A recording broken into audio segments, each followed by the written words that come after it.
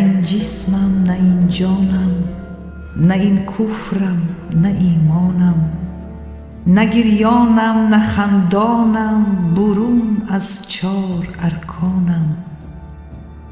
چه شخصم من نمی دانم که هم دانا و نادانم، چو زین و آن بدر گشتم، نه این دانم نه آن دانم.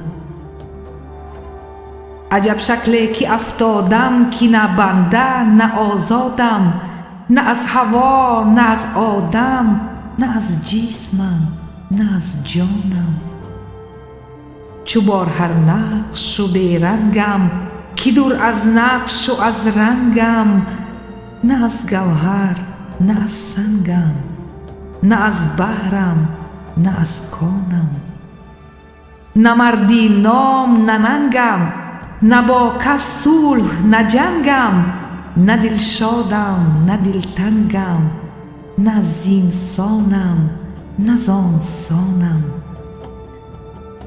نه از قولی خراباتم، نه از اهل مناجاتم، نه مردی زهد و طاماتم، برون از کفر و ایمانم. چی باشد نقش تا باشم، هزاران نقش بتراشم، گهی خود نقش نقاشم، گهی از نقش ایوانم.